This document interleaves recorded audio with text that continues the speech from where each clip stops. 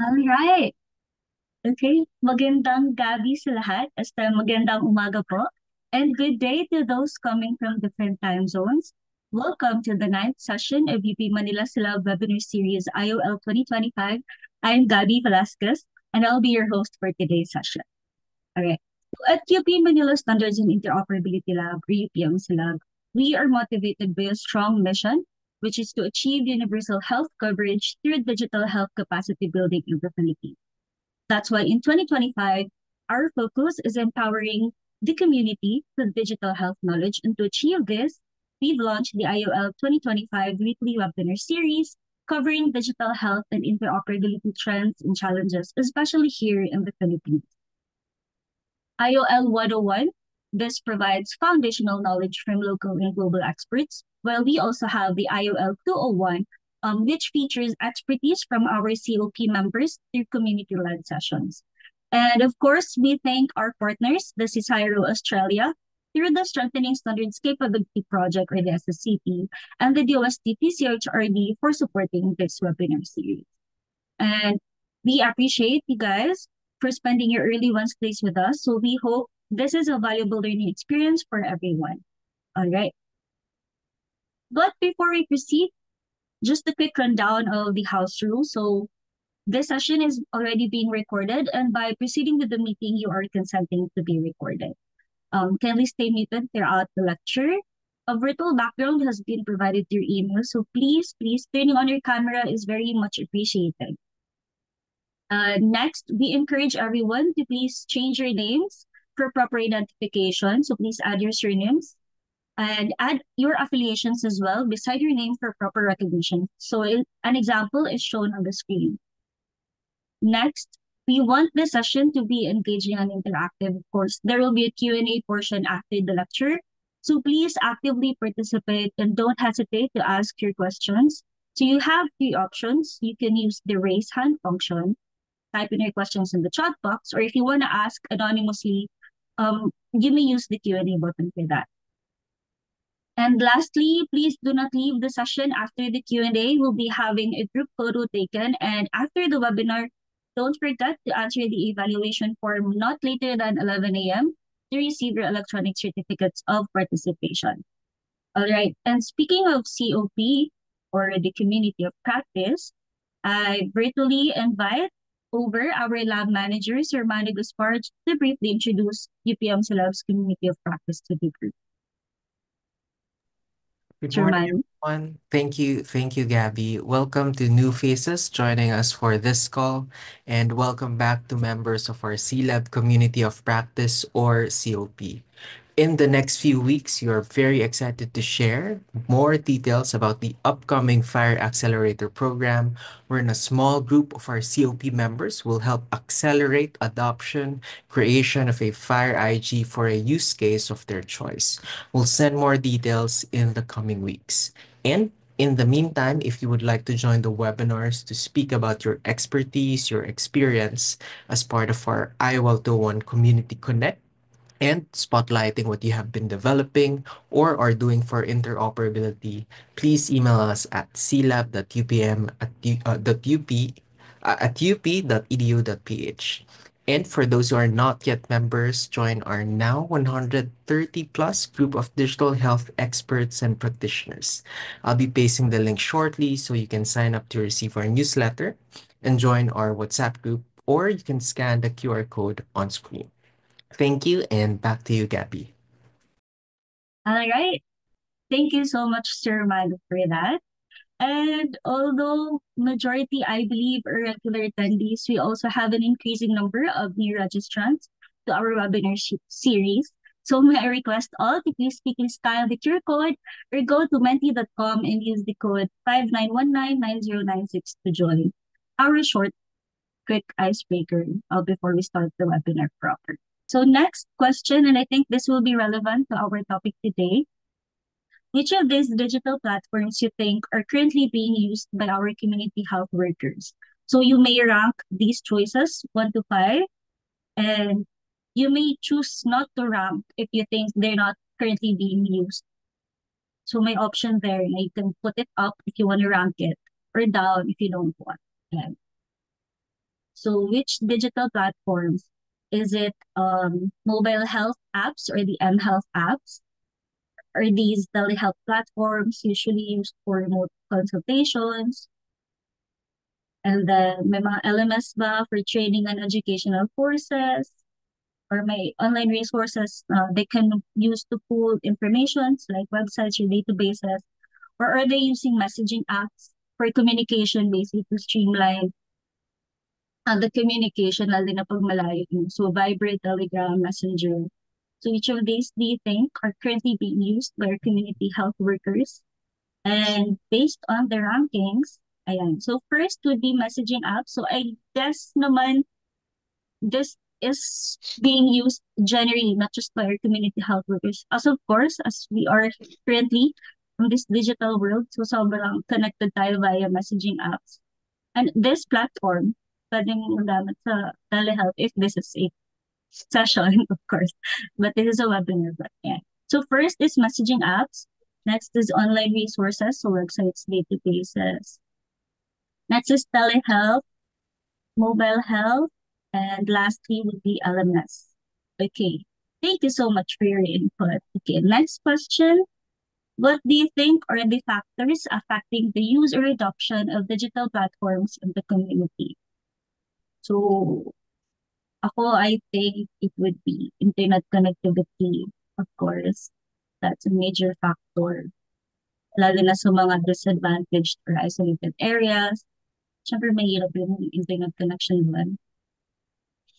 But then, well, I'm not preempting your answers, guys.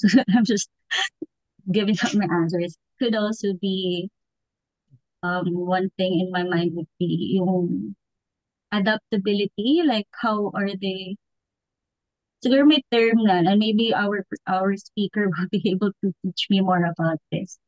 Yan. Internet, device creative change, assistance, infrastructure, education, availability of devices and internet connectivity, budget and resources, yes. Lack of resources, yes. Digital literacy, yes. I think that's what I was talking about, digital literacy. Training, costs and availability of devices, budget, unequal infrastructure. And I think aside from inequality, more on equity.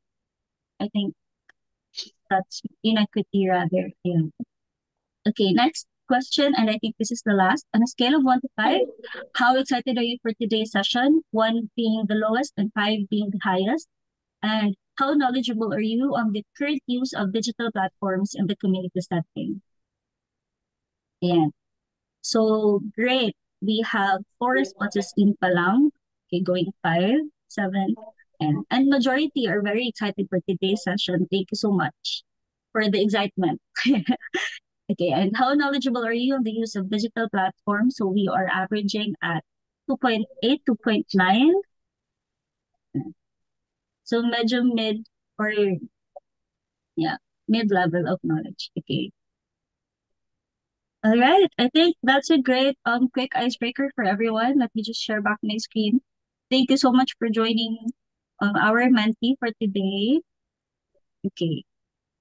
So I hope you guys have warmed up already. And moving on to our main agenda, just a brief context of our session today. So community health workers face unique challenges in providing optimal healthcare, especially in resource-limited settings and geographically isolated and disadvantaged areas, as I mentioned earlier. And in this webinar, we'll be delving into the topic of digital health for community health workers and the solutions offered by digital platforms like telemedicine and mobile health in healthcare provision. Okay. So without further ado, let me introduce our speaker for this session of IOL 101. Our speaker is a distinguished leader in community health and medical education. Currently, he serves as the director of the UP Manila Community Health and Development Program, and he holds significant positions at UP College of Medicine, including chair of the Return Service Obligation Program and vice chair for basic medical education in the Department of Family and Community Medicine. As a proud alumnus of UP Manila, His career exemplifies his unwavering dedication to community partnership programs in public health. So his extensive experience with academic institutions and NGOs reflects his strong commitment to improving healthcare access and delivery, especially in the community. So without further ado, to present digital platforms for community health workers, telemedicine and mobile health, let us virtually welcome Dr. Anthony Cordero. Dr. Ant, Hmm. So good morning, everyone. good morning, sir. Okay, I'll just share the slide.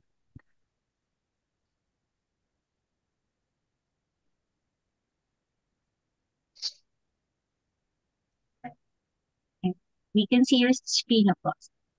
Okay, so this is a discussion on digital platforms for community health workers, telemedicine, and mobile health. Now,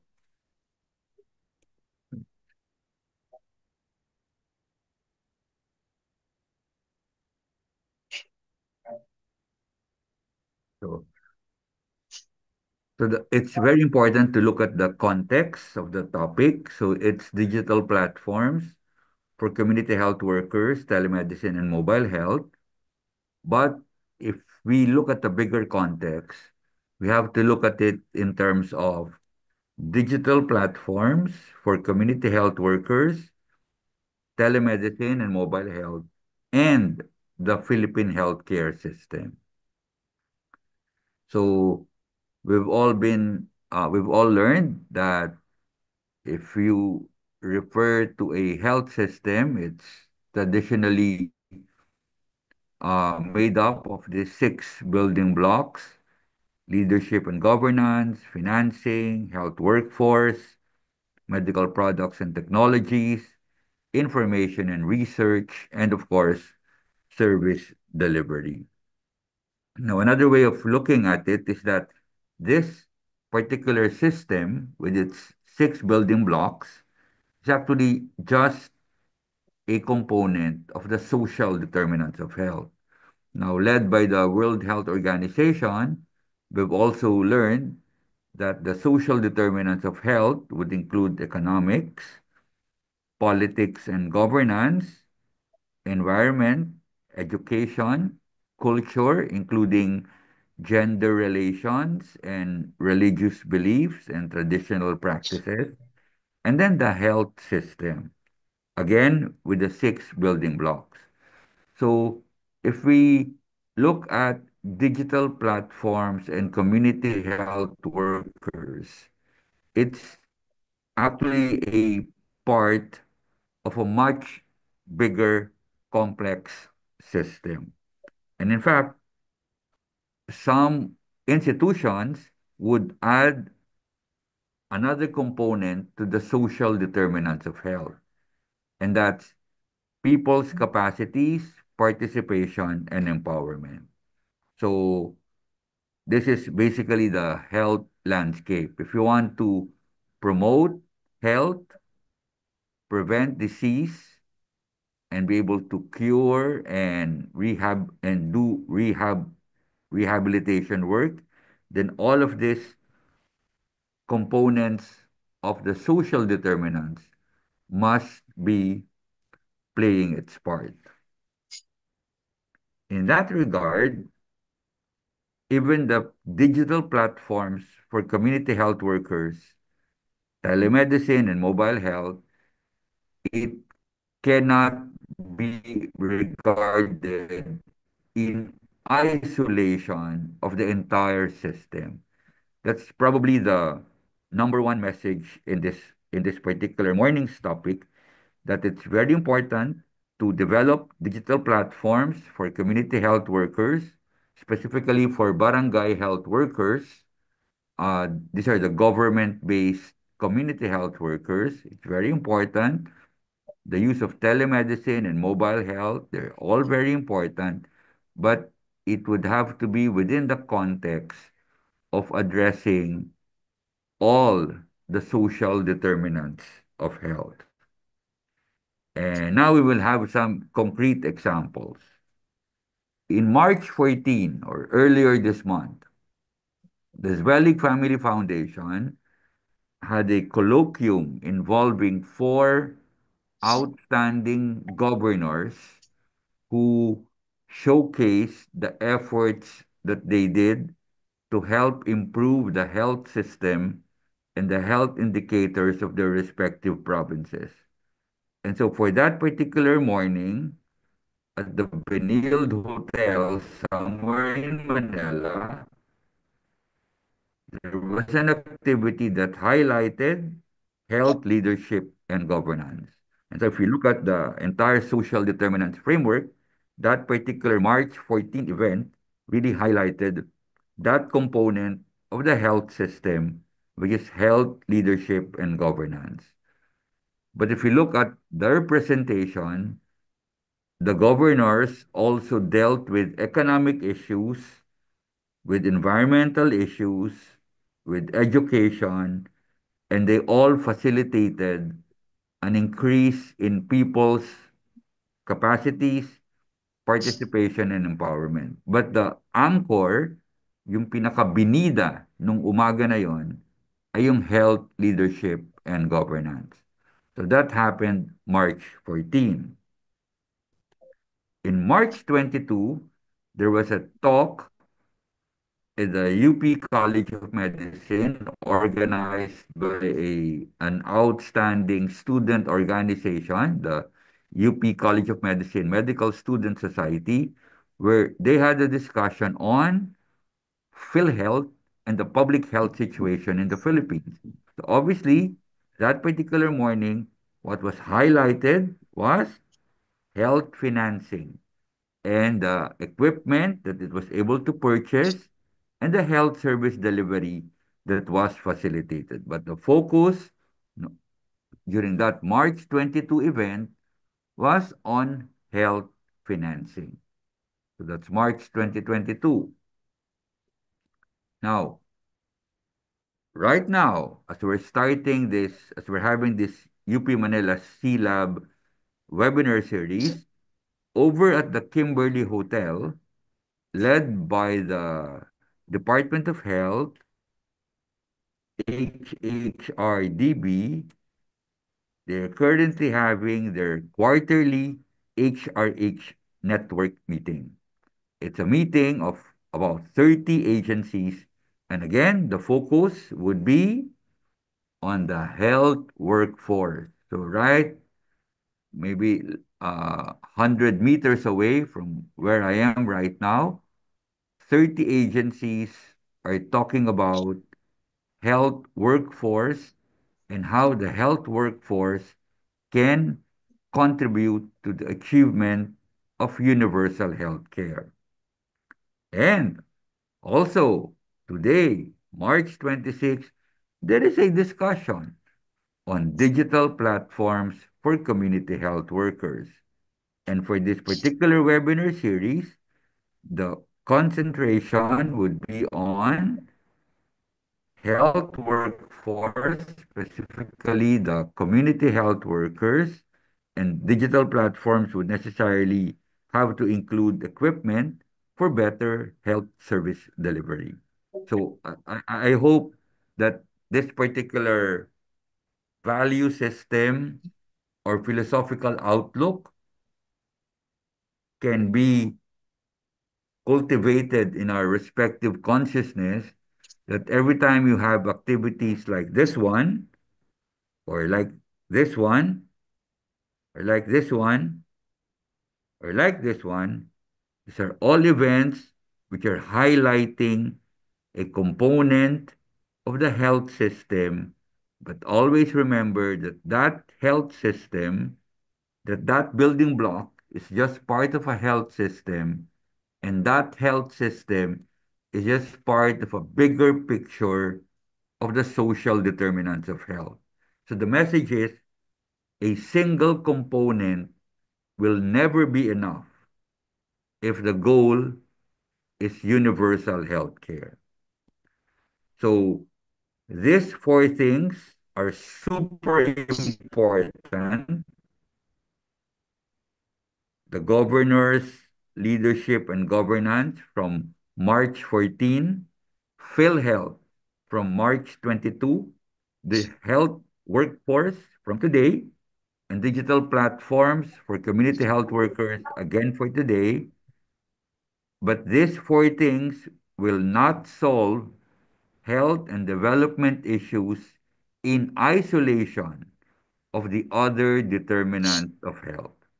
So from now on, if you attend a face-to-face conference or a webinar series that attempts to highlight one of the six building blocks of the health system, we have to remind ourselves this particular topic is super important, but it cannot be regarded in isolation of the other social determinants.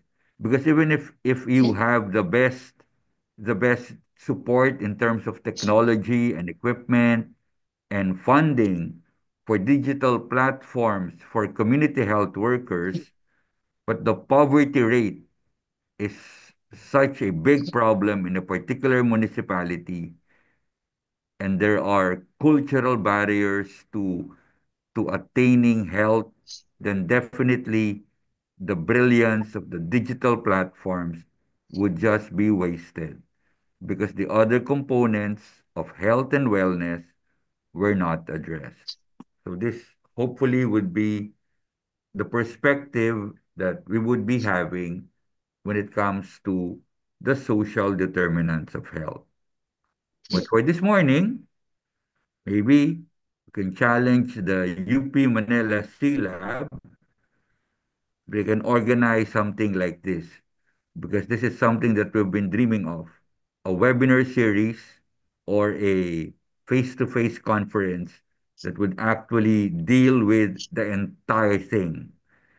Something like a community-based program with all the social determinants of health working in harmony with people at the center while avoiding hospital centrism, physician centrism, fragmentation, and commercialization.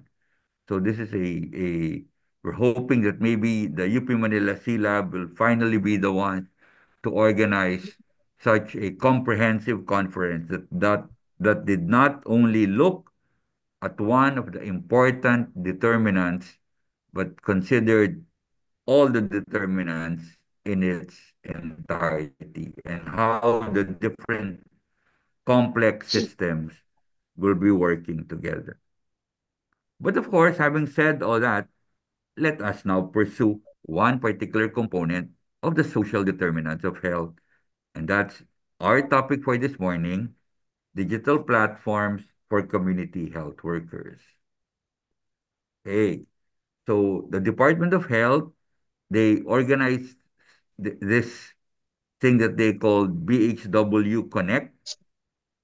So it represents a fully digitized process with both online and offline versions to help with the collection of information and would also help in the registration of barangay health workers. And last year, they did several activities in launching this BHW Connect registry system. So the previous one was, I think, in the Visayas. This was in the Soxargen region.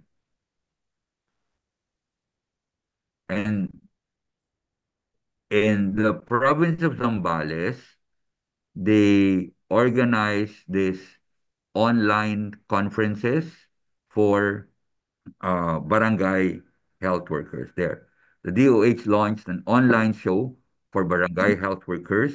So this would, and as their information posters put it, they aim to provide value to the barangay health workers so that they wanted to reach a wider audience of Bicolanos through digital platforms. And the goal was to keep them well informed about various health conditions so that they can take preventive measures and educate others to adopt a healthier lifestyle. So that's their uh, uh, the activity included barangay health workers hosting online broadcast magazine shows to share their experiences and best practices in the field. Now, this is very important because in a lot of our communities, the barangay health workers really feel underappreciated or unappreciated. So, giving them this online opportunity, this digital platform where they can showcase their numerous experiences, this would actually be something that would be very much appreciated by our barangay health workers. So for the purposes of this presentation, the term barangay health workers is what we would refer to our community health workers that's government based. I mean, they're connected with the local government unit supervised by the different LGU officials and health officials of a particular city or a particular town. We refer to them as our barangay health workers. Now, now this is an excellent example of a medical society, specifically the Philippine Society of Medical Oncology. They have used a digital platform to engage barangay health workers. So this is a direct, different societies can actually use this as a model. This is the Philippine Society of Medical Oncology having this particular digital platform where the objective is to help barangay health workers learn about uh, cancer and the things that they learn about cancer, they can then help their community members in terms of health education or in terms of helping refer them to the necessary facilities. And more importantly, this particular sessions would help them learn preventive measures which they can share with their respective catchment areas. So as the as the Philippine Society of Medical Oncology put it, the Abot Kamay Ako at ang PSMO or AKAP, Barangay Health Workers Training and Workshop, is an online educational course that covers multiple cancer sites. The training modules include lecture video sessions that is expected to equip barangay health workers with knowledge on cancer awareness and prevention. Now, we wanted to highlight that because this particular digital platform, the main intention was to help barangay health workers learn about cancer awareness and prevention, and then to translate that learning not just into a health education activity, but more particular learning into projects and programs. Because we have to remember that activities in isolation of each other would have very limited impact when it comes to community health. So this is an excellent opportunity for barangay health workers. So if you want to break it down into different steps, so step one, the barangay health workers will be engaged in the training course of the Philippine Society of Medical Oncology, where they use digital platforms. That's step one. Then step two, the barangay health workers who attended the training course of the Philippine Society of Medical Oncology will then engage the different stakeholders in their particular municipality. So this can include their sangguniang barangay or their barangay council. This can include engaging the rural health unit staff who's mainly assigned to their particular barangay, or they can engage other stakeholders. And then with the things that they learned from the digital platform organize projects and programs. An example was if the barangay health workers would be learning about the contribution of cigarette smoking and how it's a correlated with cancer, then they can help implement smoking cessation programs. Or as one partner municipality did before the pandemic, a group of barangay health workers in coordination with their Sangguniang Barangay or Barangay Council organized a project that attempted to enforce a national policy on the selling of cigarettes among stores that are located within 200 meters from the walls or the gate of an educational institution. So that was the effort.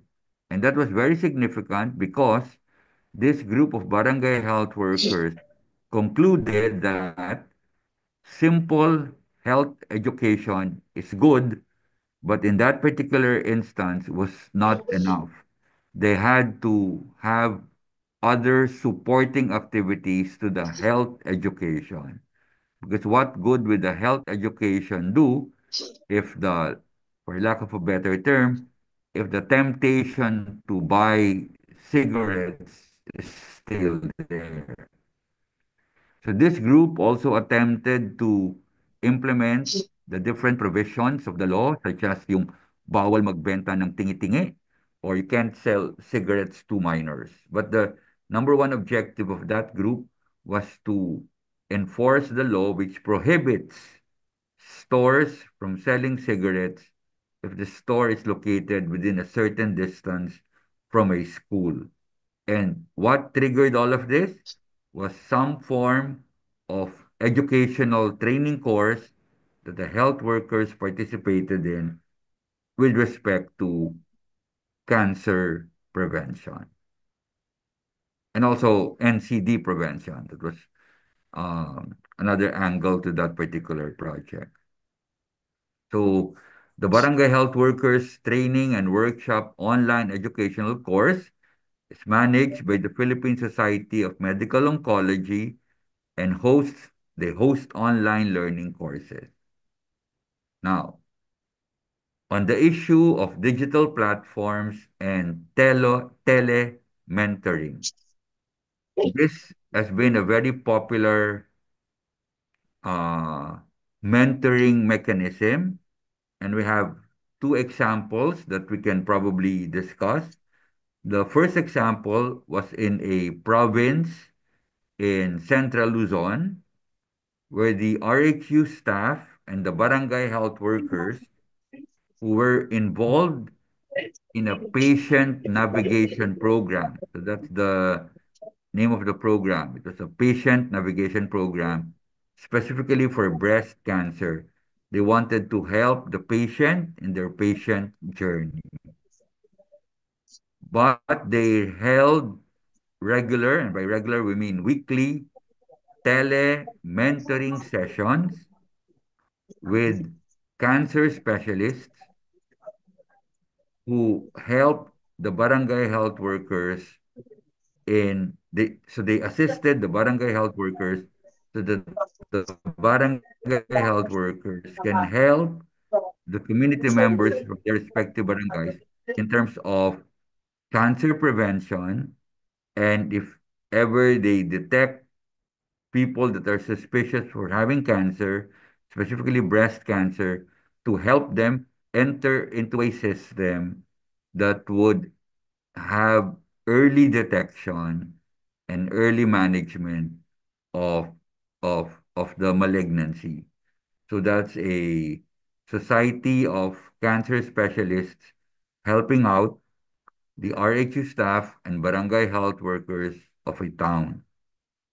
And the second example is a group of gastroenterology specialists and a group from UP Manila working on telementoring, this time with the RHU staff and barangay health workers of, again, another province. This time it's a province in Central Luzon, as they collectively work on the development of a model of care for hepatitis. So the RHU staff and the barangay health workers involved in that particular project all go through a regular telementoring. And for these two examples, the approach were both problem-based. They'll start off with discussing a case, and then the learnings would all be based on that particular case. So this is actually how health sciences schools are, this is actually the most appropriate curricular setup for any health sciences school. Some major medical schools in the country attempted to do it this way starting I think 1998, and because the logic behind the problem-based learning or case-based learning is because if you're a health professional, if you're a barangay health worker or a nurse or a midwife or a physician, and you are in a particular center, people come up to you with a problem.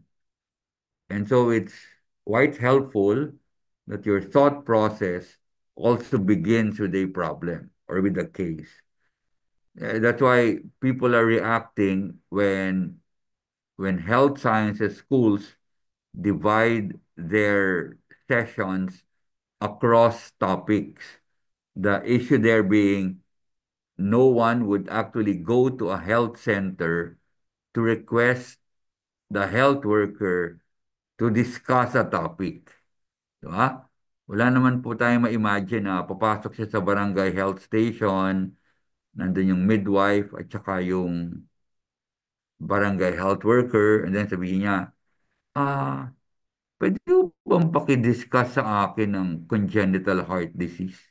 Di ba? Or, pwede po magtanong tungkol sa, ano po ba talaga tong leptospirosis? Di. No one actually comes up to a health professional with a topic in mind. It's usually a problem. And so that's the advantage of this telementoring sessions. It simulates real life situations. Now, mobile health. This has been very, very effective. Well, mainly because it's convenient. The equipment needed are just mobile phones. And these are three examples of how these things are used. So it can be used for referrals. So from municipal health officers can be referring to specialists. But what we were able to find out in this particular cases is that municipal health officers would still rather ask a friend via texting more than logging into a particular portal. So mobile health can be used for referrals. Now, it can also be used for training and mentoring. This is true when we have health professionals who do mentoring via mobile health. And this usually is a two-in-one process.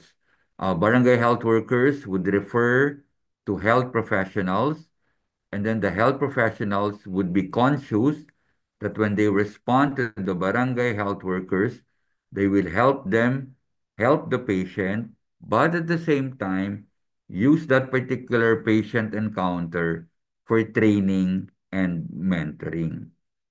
But one of the more interesting relevance of mobile health would be our third bullet point. It's used by barangay health workers to remind patients and communities. And one very concrete example that we were able to encounter was in a partnership program in Cavite, And the province was implementing the DOH PhilPen program, the Philippine Package of Essential Non-Communicable Services.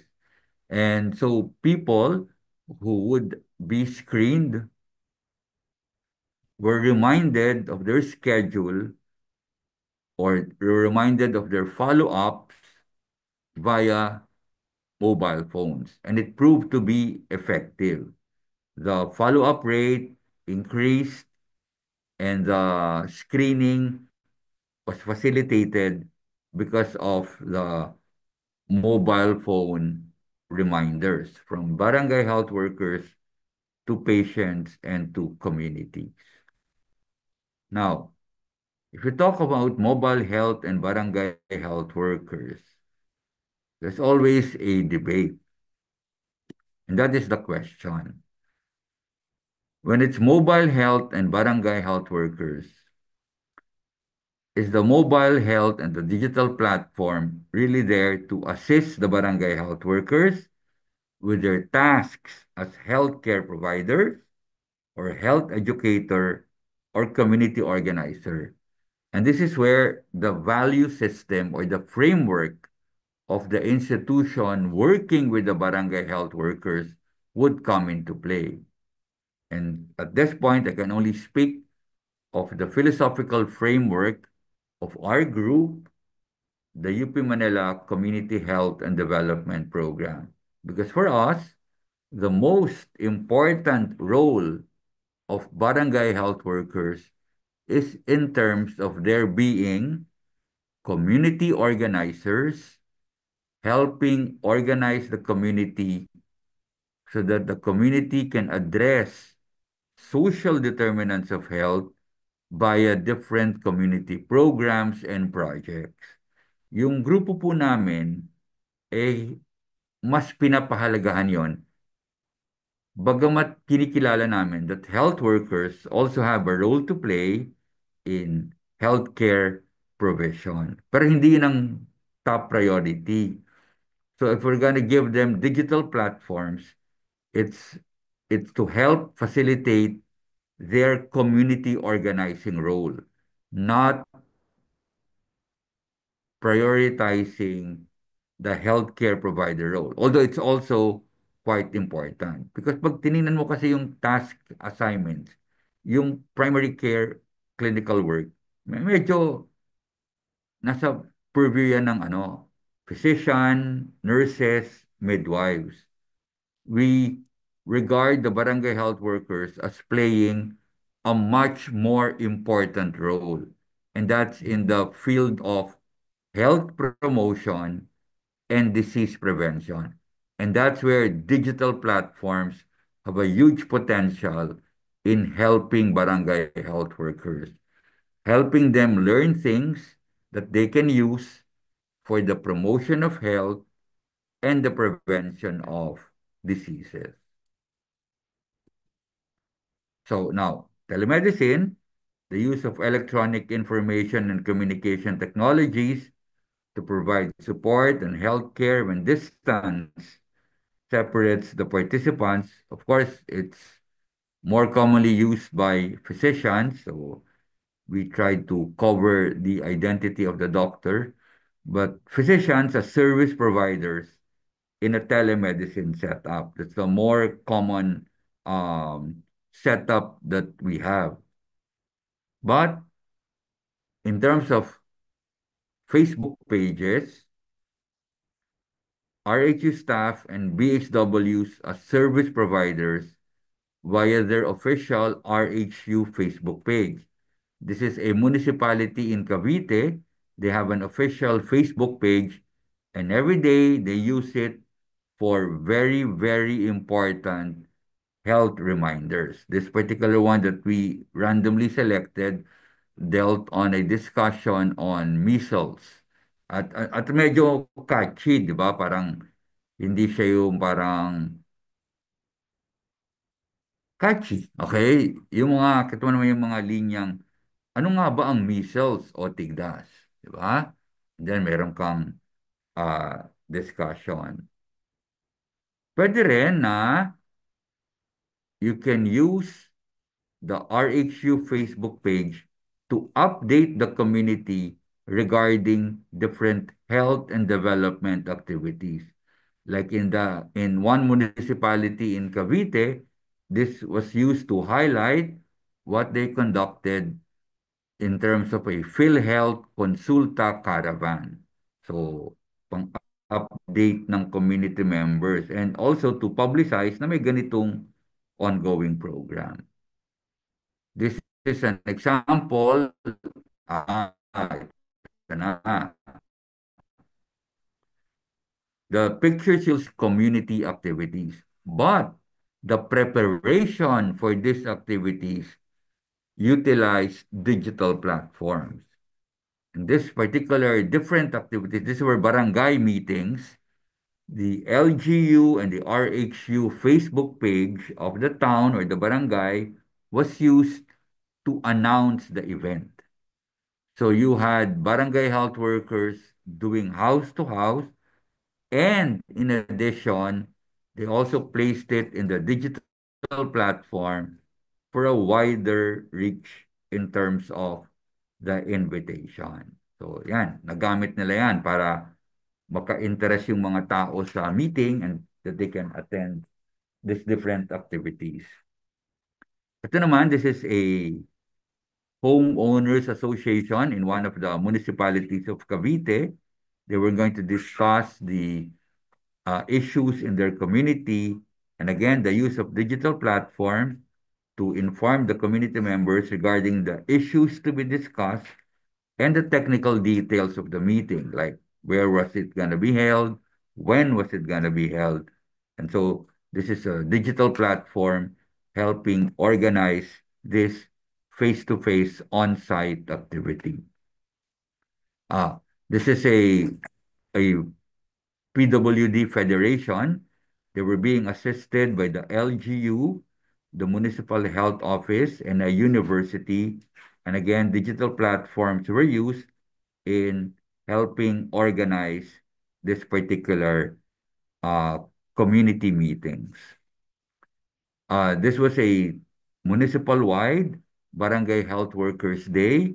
And again, helping publicize this and then giving updates as to what happened during that wonderful day, all through the municipal and the RHU Facebook page.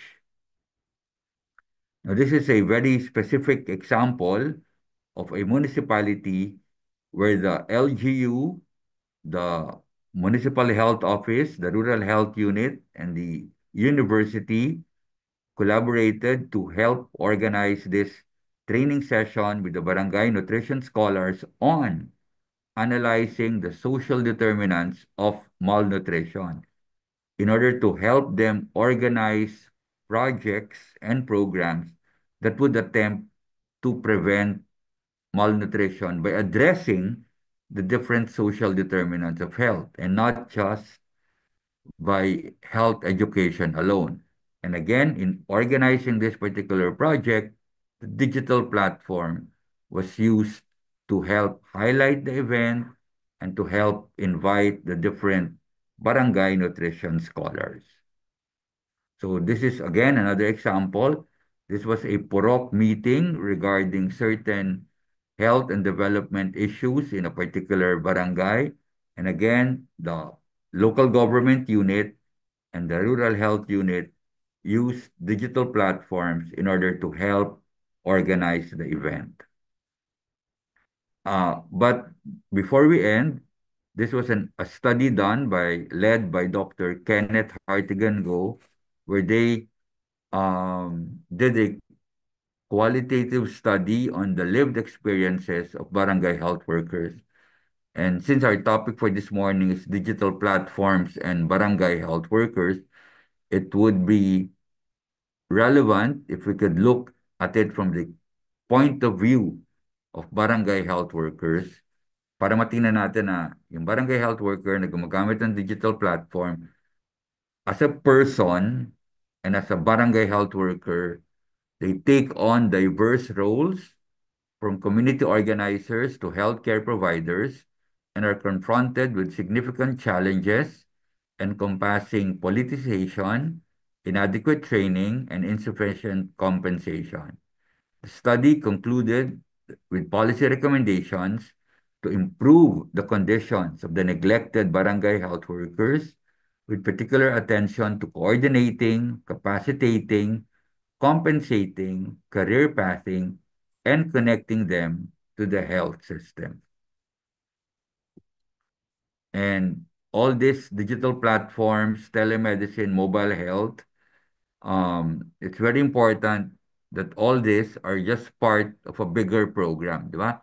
Hindi pwedeng isolated activities na may mobile health project yung barangay health worker, pero yun lang yon.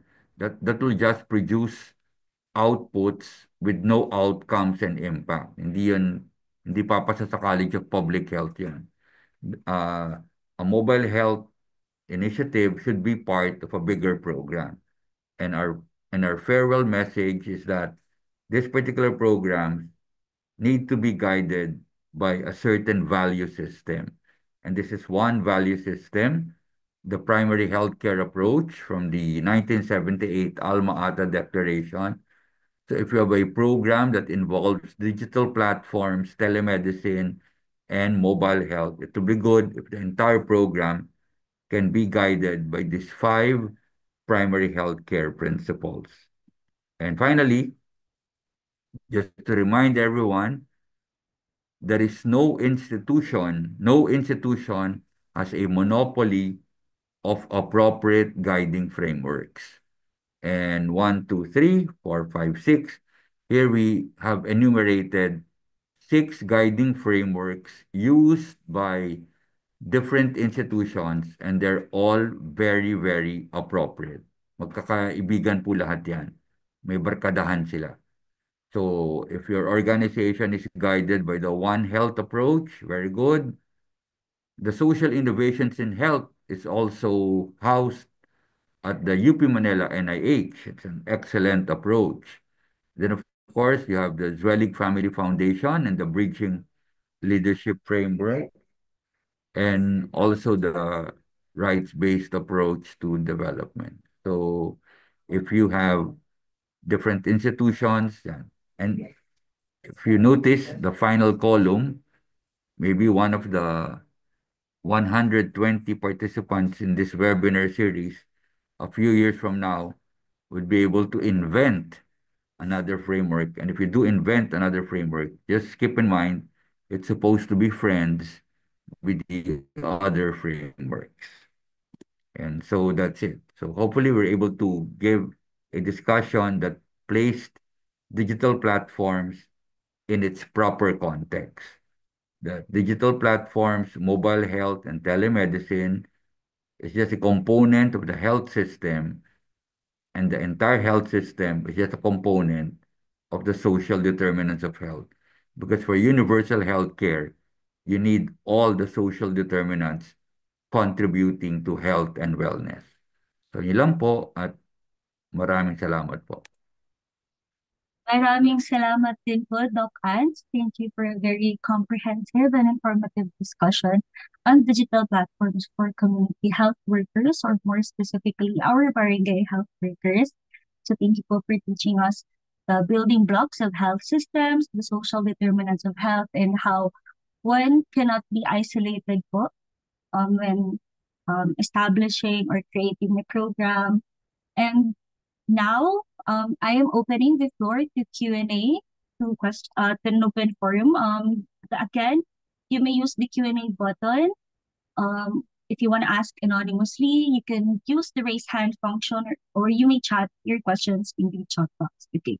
And sir, we have a question here. In your experience, Doc, what are the key barriers do patients and providers face in streamlining patient navigation? And which tools or solutions do you think could effectively address these issues? So maraming salamat. When it comes to patient navigation, usually the one of the bigger problems would be the facility referral network.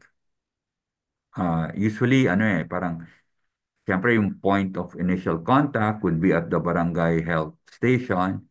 Pero minsan after nun, ang mindset is diretso ka na kaagad sa big tertiary hospitals. And one of the reasons is a lot of our community members feel that if they go to the secondary or district hospitals, ang pangamba nila lagi, baka kulang naman yung gamit doon. Parang something like, makakarinig ka ng mga comments na mababait naman ang tao doon, pero kulang sila sa gamit. So mapupunta pa rin kami sa bigger facility. So might as well go straight to the bigger facility. And ang nagiging effect naman po nun, na-overwhelm talaga yung mga regional and tertiary hospital. So isa yun sa problema sa patient navigation. Parang hindi na ma-maximize yung different layers. Kaya nga with the Universal Healthcare Act, the law is trying its best to create yung network, tapos yung malalaking hospital, Apex Hospitals, parang na-filter na. Hindi na lahat pupunta doon. So that's one of the problems with patient navigation. It's usually a two-point process. Point A, barangay health station. Point B, yung malalaki ng hospital. Kaya yung malalaking hospital na overwhelm. At saka yung what could be done to effectively address this. Well, ano na to connect the dots to. Thomas Reyes. Connect the dots to. Actually, nasa kamay mo, Thomas.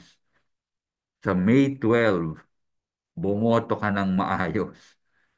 Kasi ang isang solusyon is mag-elect tayo ng mga mayors at governors na good managers, good administrators, aayusin ang health leadership and governance.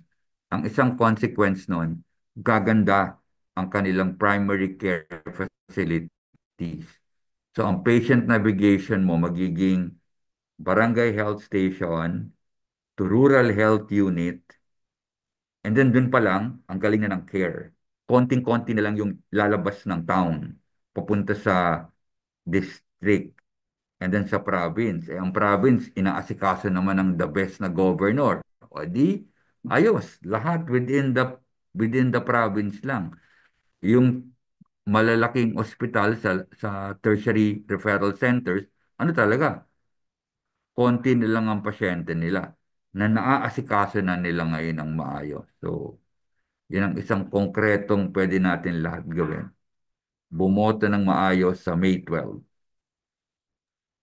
Maraming salamat, Doc Ans, for the reminder. And gusto ko lang din po sana i-share, Doc, no, I think ako po kasi I come from, hindi po ako from a city, yung province po naman, it's an island.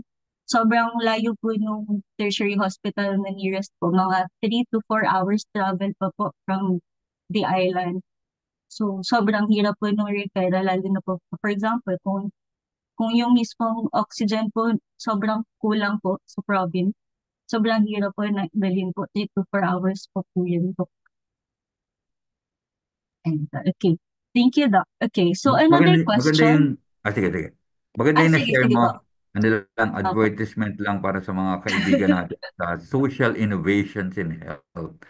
Meron ako na-attend conference na yun ang kanilang social innovation. Yung parang bangka na ambulansa na dinevelop nila because island barangays nga sila. So yan, may ano tayo diyan, may mga organizations na sinubukan yan. Specifically yung SciHi, yung mga social innovations in health. Ayan. Sige. Next question. Yes, Doc. So we have a question from Professor Jameson Leonardo po from Bulacan State University. As an advocate of nursing informatics here in Bulacan, we've heard about tools like CHITS, RxBox, RCHITS, MENS, BRTS to connect for all healthcare facility in one. What do you think is the aim or goal of this digital platform on RHU Barangay Health Workers of your society po? Thank you. Yung ang role nun ang goal ng mga digital platforms na yon para sa barangay health workers is actually to help facilitate the service delivery sa RHU. Like yung sikat na RX box, parang ano siya, di ba? Equipment na yung findings mo sa equipment, automatically mapapasok si cheats for better data management. So parang ano yun. So ang aim niya talaga is to help in the service delivery. So maganda yung question na yun kasi parang makikita mo doon na ang goal talaga is mag-improve yung health outcomes. At yung mga iba't ibang digital platforms, ano lang sila, tools sila to achieve that. So pag sinabi sa iyo na, oy, dito sa area na to, ang galing-galing ng ano, ng RX box, talagang ah nakatulong siya sa napadali ang trabaho ng mga RHU staff. Hindi pwedeng yun ang mesh, hindi pwedeng yun ang goal. Kaya maganda yung tanong na ano ang goal.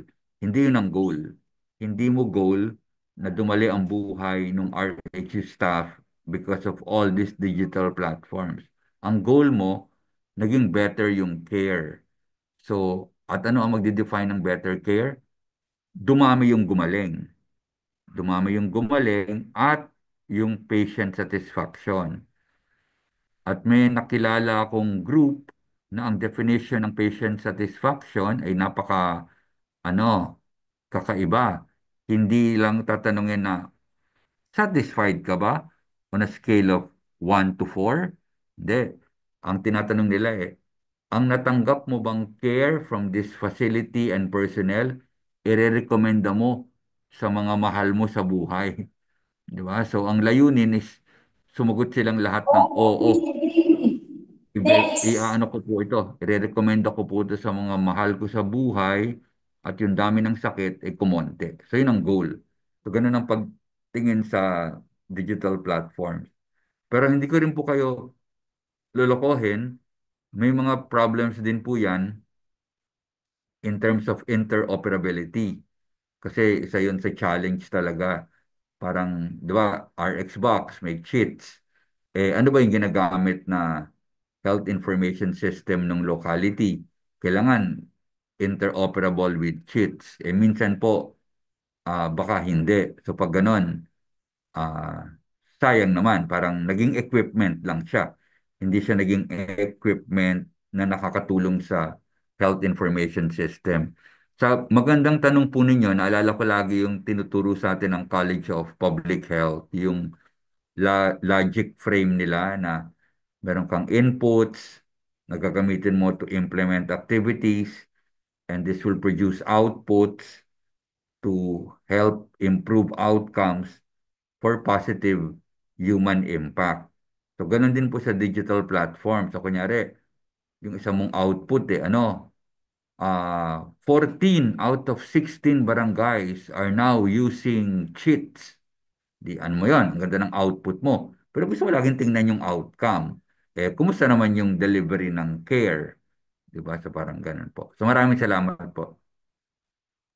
Thank you so much, Doc Ans, for answering the question, and thank you also, Sir Jameson, for that question. We can, I think, accommodate one more if we have from the group. Again, you may use the raise hand function, type in your questions in the chat box, or use the Q&A button. So, meron pa po ba tayong mga katanungan para kay Dr. Ans? I think this is a very wonderful discussion, Doc Ans, no? And you've enlighten us po talaga on the roles of community health workers, particularly barangay po health workers po sa community, and using these digital platforms. May mga, are there any other questions from the group? Okay, going once, going twice. Okay, I think that's it po for today. Thank you so much to everyone for your valuable contribution. So again, we've had some fantastic insights and questions from the group. Okay, before we formally end this session, I invite everyone to please turn on your camera. Let's have a group photo. In 3, 2, 1. Again, thank you all for joining us today and making this session a success. Remember, the conversation doesn't have to end here. So if you guys have questions, you may force them through our official accounts and email, or you can actually ask Dr. Anthony Cordero as well. And flash to their screen right now is the list of upcoming topics for April. Very jam-packed indeed. So we hope to see more familiar faces in the next few weeks. So on the right is the QR code for the registration of our April webinar topics. And so now to receive your electronic certificates of participation and for us to improve our next sessions, kindly answer the evaluation form flashed on your screen on or before 11 a.m. today. And so, all right. That brings us to the end of today's session, digital platforms for community health workers, telemedicine, and mobile health. We hope you've gained valuable insights into how these digital platforms can transform our community health practices. And of course, because this is our last IOL session of the month, and I like to emphasize that although we are already in our last week, it is still Women's Month, and I believe majority of our community health workers here in the Philippines are women. So I hope this webinar series has inspired and empowered more women to take lead roles in digital health and technology. Again, thank you all for your active participation. This is Gabby Velasquez. Looking forward to seeing positive impact you'll make in your own communities. So stay connected and let's continue to empower everyone, especially women, in digital health and technology. Again, magandang gabi. Magandang umaga sa lahat. See you next month. Bye!